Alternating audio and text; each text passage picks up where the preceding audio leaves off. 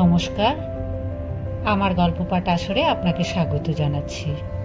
পড়ে শোনাচ্ছি শরৎচন্দ্র চট্টোপাধ্যায়ের দর্পচূর্ণ গল্পটির চতুর্থ পর্ব।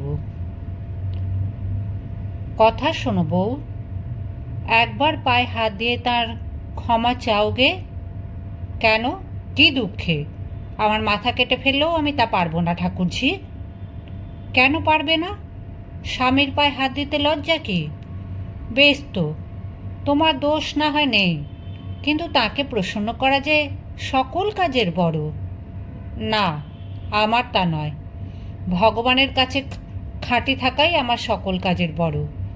যতক্ষণ সে অপরাধ না করছি ততক্ষণ আর কিছুই ভয় করি নে। বিমলা রাগিয়া বলিল, বউ, এসব পাকামির কথা আমরাও জানি, তখন কিছুই কোনো কাজে আসবে না, বলে দিচ্ছি। চোখ বুজে বিপদ এড়ানো যায় না।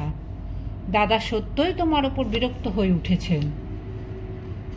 ইন্দু উদাসভাবে বলিল, তার ইচ্ছে। বিমলা মনে মনে অত্যন্ত জ্বলিয়া উঠিয়া বলিল, সেই ইচ্ছে টের পাবে যেদিন সর্বনাশ হবে। দাদা যেমন নিরীহ তেমনই কঠিন। তার এদিক দেখেছ, ওদিক দেখতে এখনো বাকি আছে, তা বলে দিচ্ছি। আচ্ছা, দেখতে পেলে তোমাকে খবর দিয়ে আসব। বিমলা আর কিছু বলিল না। খানিকক্ষণ চুপ করিয়া থাকিয়া একটা নিঃশ্বাস ফেলিয়া ধীরে ধীরে বলিল, তা সত্যি, বিশ্বাস হয় না বটে। স্বামীর স্নেহে বঞ্চিত হব, কিন্তু সে মানুষ যে দাদা নয়। অসুখের সময় তাকে ভালো করে চিনেছি। বুকের কপাট তার একবার বন্ধ হয়ে গেলে আর খোলা যাবে না। এবার ইন্দুও মুখ গম্ভীর করিল, কহিল, খোলা না পাই বাইরেই থাকবো, খুলে দেবার জন্য তার পায়ে ধরে সাধবও না, তোমাকেও সুপারিশ করতে ডাকবো না। ও কি, রাগ করে চললে নাকি? বিমলা দাঁড়াইয়া উঠিয়া কহিল, রাগ নয়, দুঃখ করে যাচ্ছি। বউ, নিজের বোনের চেয়েও তোমাকে বেশি ভালোবেসেছি বলেই প্রাণটা কেঁদে কেঁদে ওঠে। দাদা যে অমন করে বলতে পারেন আমি চোখে দেখে না গেলে বিশ্বাসই করতুম না। কিন্তু হঠাৎ একটু হাসিয়া বলিল, হত বক্তৃতা আর কখনো তার মুখে শুনবে না। বক্তৃতা তুমিও কিছু কম করোনি বউ, তবে তিনি যে আর কখনো করবেন না তা আমারও মনে হয়। এক কথা 100 বার বলবার লোক তিনি নন। ইন্দু আবার হাসিয়া বলিল, সেও বটে, তবে আর একটা গুরুতর কারণ ঘটেছে, যাতে আর কোনোদিন স্বপ্নেও চোখ রাঙাতে সাহস করবেন না। আমার বাবার চিঠি পেলুম, তিনি আমার নামে 10,000 টাকা উইল করে দিয়েছেন।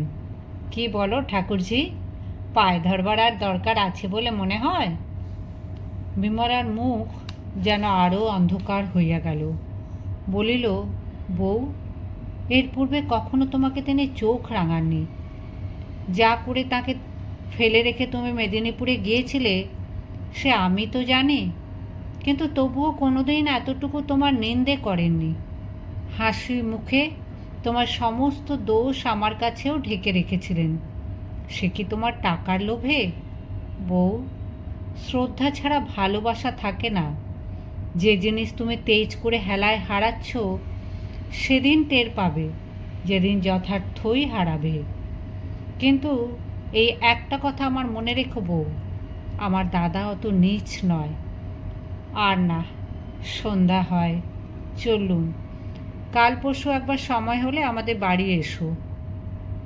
আচ্ছা, বলিয়া ইন্দু পেছনে পেছনে সদর দরজা পর্যন্ত আসিয়া উপস্থিত হইল।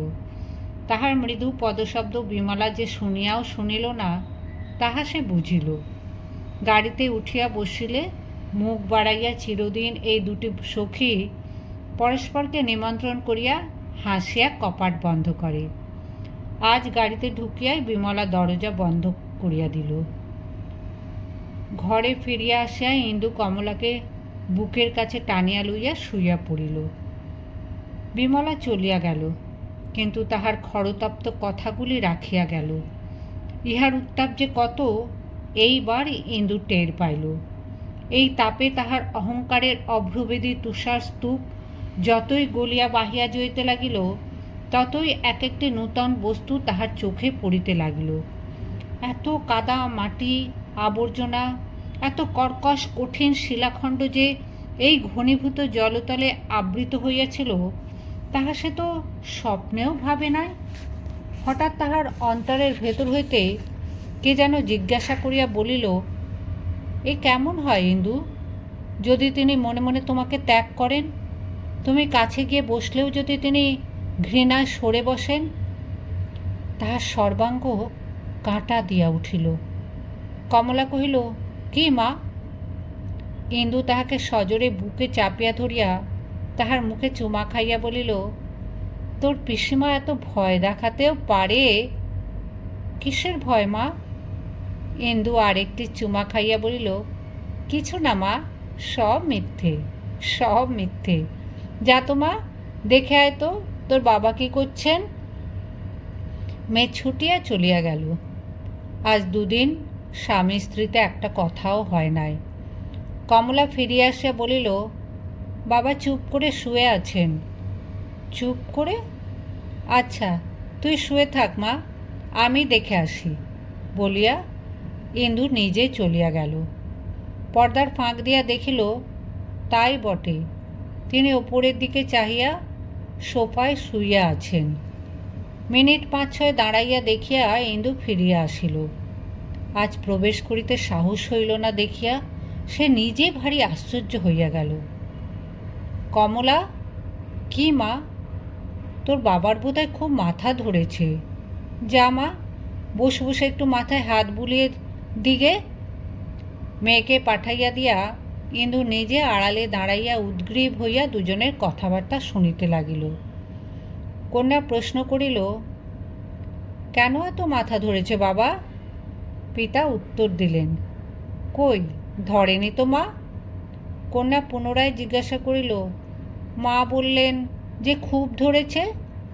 পিতা কিছুক্ষণ চুপ করিয়া কন্যার মুখের পানে চাহিয়া রহিলেন। একটু পরে বলিলেন, তোমার মা জানে না।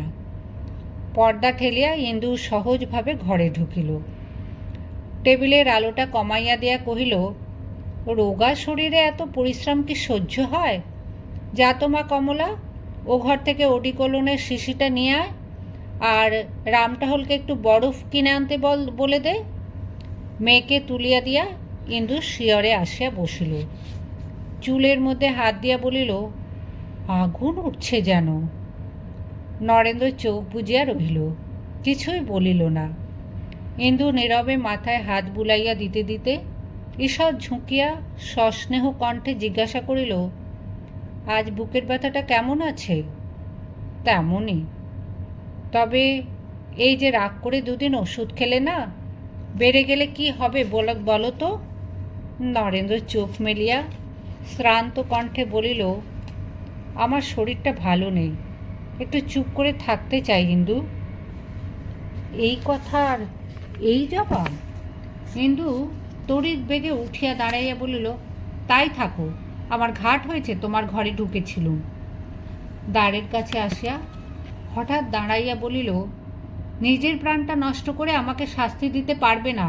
এই চিঠিখানা পড়ে দেখো, বাবা আমাকে 10,000 টাকা উইল করে দিয়েছেন বলিয়া বাঁ হাতের চিঠিটা সোফার দিকে ছুঁড়িয়া ফেলিয়া দিয়া বাহিরে আসিয়া দাঁড়াইল। তারপর মুখে আঁচল গুঁজিয়া কান্না চাপিতে চাপিতে নিজের ঘরে ঢুকিয়া দ্বার বন্ধ করিয়া শুইয়া পড়িল। কথা সহিতে হার মানিতে সে শিখে নাই, অনেক নারী শিখে না। তাই আজ তাহার সমস্ত সাধু সংকল্পই ব্যর্থ হইয়া গেল। সে কি করিতে গিয়া কি করিয়া ফিরিয়া আসিল। ও কি ঠাকুরজি, তোমরা কাঁদছিলে নাকি? চোখ দুটি তোমাদের যে জবা ফুল হয়েছে।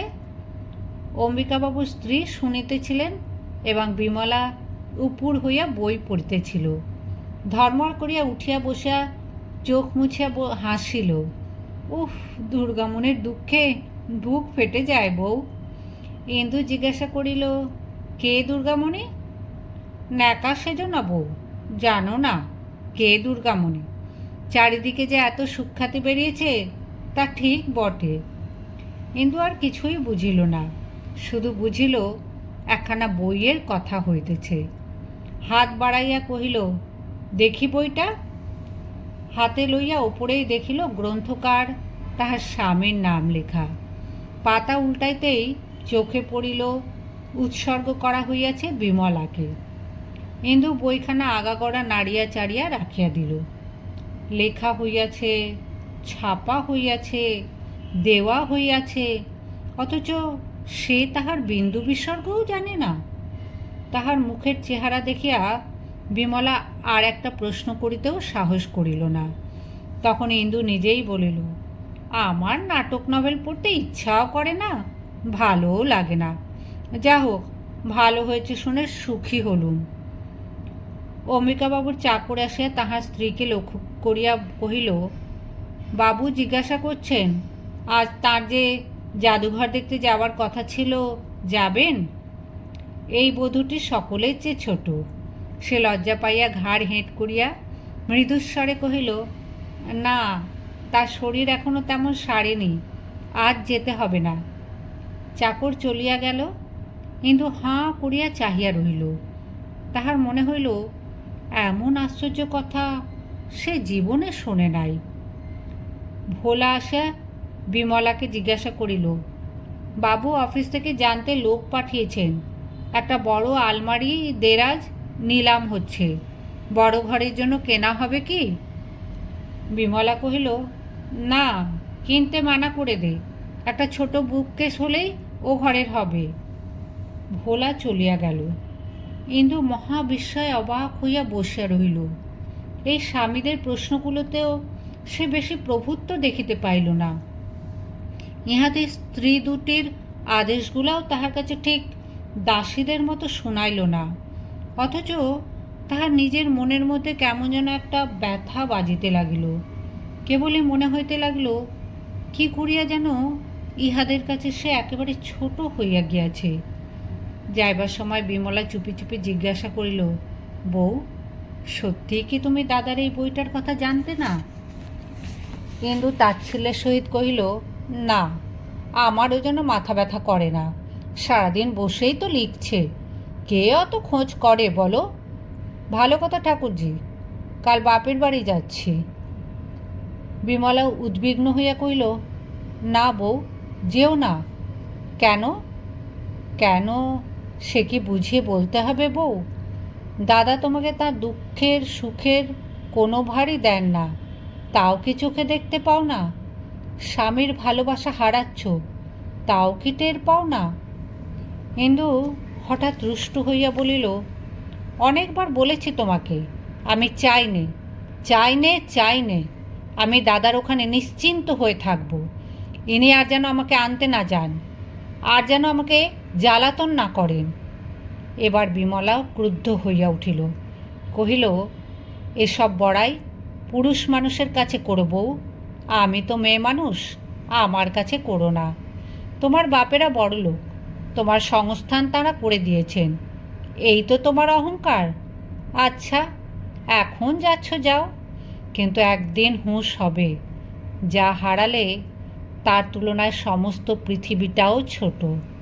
বউ, যা তুমি পেয়েছিলে কম মেয়ে মানুষেই তা পায়, সে জানি, কিন্তু যে অপব্যয় তুমি করলে তাতে অক্ষয়ও ক্ষয়ে শেষ হয়ে যায়। বোধ করি গেলও তাই। সেই বইখানা বিমলার হাতেই ছিল। তাহার প্রতি দৃষ্টি পড়ায় ইন্দুর বুকের ভেতরটা আর একবার হু হু করিয়া উঠিল। বলিল, অহংকার করবার থাকলেই লোকে করে, কিন্তু আমার সর্বনাশ হয় হবে, যায় যাবে, সেজন্য ঠাকুরজি তুমিই বা মাথা গরম করো কেন? আর আমি বা যা তা দাঁড়িয়ে দাঁড়িয়ে শুনি কেন? আমার থাকতে ইচ্ছে নেই, থাকবো না। এতে যা হয় তা হবে, কারো পরামর্শ নিতেও চাই নে, ঝগড়া করতেও চাই নে। বিমলা মৌন হইয়া রহিল। তাহার ব্যথা অন্তর্যামী জানিলেন, কিন্তু এ অপমানের পরে আর সে তর্ক করিল না। ইন্দু অগ্রসর হইবার উপক্রম করিতেই কহিল, দাঁড়াও তো বউ, তুমি সম্পর্কে বড়, একটা প্রণাম। সেদিন সন্ধ্যা হইতেই সমস্ত আকাশ ঝাঁপিয়া মেঘ করিয়া বৃষ্টি পড়িতে লাগিল। ইন্দু মেয়ে লইয়া বিছানায় আসিয়া শুইয়া পড়িল। আজ তার ছোট ভগিনীপতি আসিয়াছিলেন। পাশের ঘর হইতে তাহাকে খাওয়ানো দাওয়ানো গল্পগুজবের অস্ফুট কলধ্বনি যতই ভাসে আসিতে লাগিল, ততই কিসের অব্যক্ত লজ্জায় তাহার বুক ভরিয়া উঠিতে লাগিল। 3 মাস হইতে চলিল সে মেদিনীপুরে আসিয়াছে, ছোট ভগিনীও আসিয়াছে। তাহার স্বামী এই 2 মাসের মধ্যেই শান্তিপুর হইতে অন্তত 5-6 বার আসা যাওয়া করিলেন, কিন্তু নরেন্দ্র একটি বারও আসিলেন না, একখানা চিঠি লিখিয়াও খোঁজ করিলেন না। কিছুদিন হইতে ব্যাপারটার ওপর সকলেরই দৃষ্টি পড়িয়াছে এবং প্রায়ই আলোচনা হইতেছে। ছোট ভগিনীপতির ঘরে সকলের সম্মুখে পাছে এই কথাটাই উঠিয়া পড়ে, এই ভয়েই ইন্দু অসময়ে পলাইয়া ঘরে ঢুকিয়াছিল। স্বামী আসেন না, তাহার অবহেলায় বেদনা কত সেই ইন্দুর নিজের কথা। সে যাক, কিন্তু ইহাতে এত যে ভয়ানক লজ্জা, এ কথা সে তো একদিনও কল্পনা করে নাই। ভ্রূণ হত্যা, নরহত্যার মতো এ যে কেবল লুকাইয়া ফিরিতে হয়, মরিয়া গেলেও যে কাহারও কাছে স্বীকার করা যায় না স্বামী ভালোবাসেন না। এতদিন স্বামীর ঘরে স্বামীর পাশে বসিয়া তাহাকে টানিয়া পিটিয়া নিজের সম্ভ্রম ও মর্যাদা বাড়াইয়া তুলিতেই সে অহরহ ব্যস্ত ছিল, কিন্তু এখন পরের ঘরে চোখের আড়ালে সমস্তই যে ভাঙিয়া ধসিয়া পড়িতেছে, কি করিয়া সে খাড়া করিয়া রাখিবে? আজ ভগিনীপতি আসার পর হইতে যে কেহ তাহার পানে চাহিয়াছে, তাহার মনে হইয়াছে তাহাকে করুণা করিতেছে। কমলাকে কেহ তাহার পিতার কথা জিজ্ঞাসা করিলে ইন্দু মরমে মরিয়া যায়, বাড়ি ফিরিবার প্রশ্ন করিলে লজ্জায় মাটিতে মিশিতে চায়। অথচ আসিবার পূর্বে স্বামীকে সে অনেকগুলো মর্মান্তিক কথায় বলিয়া আসিয়াছিল, প্রতিপালন করিবার ক্ষমতা হইলে যেন লইয়া আসে। হঠাৎ ইন্দুর মোহের ঘোর কাটিয়া গেল। কমলা, কাঁদছিস কেন মা? কমলা রুদ্ধস্বরে বলিল, বাবার জন্য মন কেমন করছে। ইন্দুর বুকের ওপর যেন হাতুড়ির ঘা পড়িল। সে মেয়েকে প্রাণপণে বুকে চাপিয়া ধরিয়া ফুপাইয়া কাঁদিয়া ফেলিল। বাহিরের প্রবল বাড়িবর্ষণ তাহার লজ্জা রক্ষা করিল। কন্যা ছাড়া এ কান্নার কেহ শুনিতে পাইল না। তাহার জননী শিখাইয়া দিলেন কিনা জানি না, পরদিন সকাল হইতেই কমলা পিতার কাছে যাইবার জন্য বায়না ধরিয়া বসিল। প্রথমে ইন্দু অনেক তর্জন গর্জন করিয়া শেষে দাদাকে আসিয়া কহিল, কমলা কিছুতেই থামে না, কলকাতায় যেতে চায়। দাদা বলিলেন, থামাবার দরকার কি বোন, কাল সকালেই তাকে নিয়ে যা। কেমন আছে নরেন? সে আমাকে তো চিঠিপত্র লেখে না, তোকে লেখে তো? ইন্দু ঘাড় হেঁট করিয়া বলিল, ভালো আছে তো? ইন্দু তেমনি করিয়া জানাইল, আছেন। বিমলা অবাক হইয়া গেল। কখন এলে বউ? এই আসছি। ভৃত্য গাড়ি হইতে ইন্দুর তোরঙ্গ নামাইয়া আনিল। বিমলা দারুণ বিরক্তি কোনো মতে চাপিয়া কহিল, বাড়ি যাওনি? না, শুধু কমলাকে সুমুখ থেকে নামিয়ে দিয়ে এসেছি, শুধু তার জন্যই আসা, নইলে আসতুম না। বিমলা নিঃশ্বাস ফেলিয়া বলিল, না এলেই ভালো করতে বউ, ওখানে তোমার আর গিয়েও কাজ নেই। ইন্দুর বুকের ভেতরটা ধড়াস করিয়া উঠিল। কেন ঠাকুরজি? বিমলা সহজ গম্ভীরভাবে কহিল, পরে শুনো, কাপড় ছাড়ো, মুখ হাত ধো, যা হবার সে তো হয়েই গেছে। এখন আজ শুনলেও যা, 2 দিন পরে শুনলেও তাই। ইন্দু বসিয়া পড়িল। তাহার সমস্ত মুখ নীল বর্ণ হইয়া গেল। বলিল, সে হবে না ঠাকুরজি, না শুনে আমি 1 বিন্দু জলও মুখে দেব না। তাকে দেখতে পেয়েছি, তিনি বেঁচে আছেন, তবুও সেখানে আমার গিয়ে কাজ নেই কেন? বিমলা খানিক থামিয়া দীর্ঘ নিঃশ্বাস ফেলিয়া বলিল, সত্যিই ও বাড়িতে তোমার জায়গা নেই। এখন তোমার পক্ষে এখানেও যা, বাপের বাড়িতেও তাই। ও বাড়িতে তুমি থাকতে পারবে না। ইন্দু কান্না চাপিয়া বলিয়া উঠিল, আমি আর সইতে পারি নে ঠাকুরজি। কি হয়েছে খুলে বলো। বিয়ে করেছেন? বিশ্বাস হয় না, কিছুতেই না। আমার অপরাধ যত বড়ই হোক, কিন্তু তিনি অন্যায় কিছুতেই করতে পারেন না। তবুও কেন আমার তার পাশে স্থান নেই বলবে না? বলিতে বলিতে তাহার দুই চোখ বাহিয়া ঝরঝর করিয়া জল পড়িতে লাগিল। বিমলা নিজের চক্ষু আর্দ্র হইয়া উঠিল, কিন্তু অশ্রু ঝরিল না। বলিল, বউ, আমি ভেবে পাইনি কি করে তোমাকে বোঝাবো। সেখানে আর তোমার স্থান নেই। শম্ভুবাবু দাদাকে জেলে দিয়েছিল। ইন্দুর সর্বাঙ্গ কাঁটা দিয়া উঠিল। তারপরে? বিমলা বলিল, আমরা তখন কাশিতে। শম্ভুবাবু টাকা জোগাড় করবার 2 দিন সময় দেয়, কিন্তু 4,000 টাকা জোগাড় হয়ে ওঠে না। ধরে নিয়ে যাবার পরে দাদা ভোলাকে আমার কাছে কাশিতে পাঠিয়ে দেন, কিন্তু আমরা তখন এলাহাবাদে চলে যাই। সে ফিরে আসে, আবার যায়। ওই রকম করে 10 দিন দেরি হয়ে যায়। তারপরে আমি এসে পড়ি। আমার কাছেও নগদ টাকা ছিল না। আমার গয়নাগুলো বাঁধা দিয়ে 11 দিনের দিন দাদাকে বার করে নিয়ে আসি। তোমারও তো 4-5 হাজার টাকার গয়না আছে বউ। মেদিনীপুরও দূর নয়। তোমাকে খবর দিতে পারলে এসব কিছুই হতে পারত না। দাদা বরং 10 দিন জেল ভোগ করলেন, কিন্তু তোমার কাছে হাত পাতলেন না। আর তোমার তার কাছে গিয়ে কি হবে? অনেক সুখী তো তাকে তুমি দিলে। এবার মুক্তি দাও। তিনিও বাঁচুন, তুমিও বাঁচো। ইন্দু এক মুহূর্ত মাথা হেঁট করিয়া বসিয়া রহিল। তাহার পর একে একে গায়ের সমস্ত অলঙ্কার খুলিয়া ফেলিয়া বিমলার কাছে ধরিয়া দিয়া বলিল, এই নিয়ে তোমার নিজের জিনিস উদ্ধার করে এনো ঠাকুরঝি। আমি তার কাছেই চললাম। তুমি বলছো স্থান হবে না, কিন্তু আমি বলছি এইবারেই আমার তার পাশে যথার্থ স্থান হবে। যা এতদিন আমাকে আলাদা করে রেখেছিল, এখন তাই তোমার কাছে ফেলে দিয়ে আমি নিজের স্থান নিতে চললুম। কাল একবার যেও ভাই, গিয়ে তোমার দাদা আর বউকে দেখে এসো। চললুম বলিয়া ইন্দু গাড়ির জন্য অপেক্ষা না করিয়াই বাহির হইয়া গেল। ওরে ভোলা, সঙ্গে যা বলিয়া বিমলা চোখ মুছিয়া পেছনে পেছনে দরজায় আসিয়া দাঁড়াইল।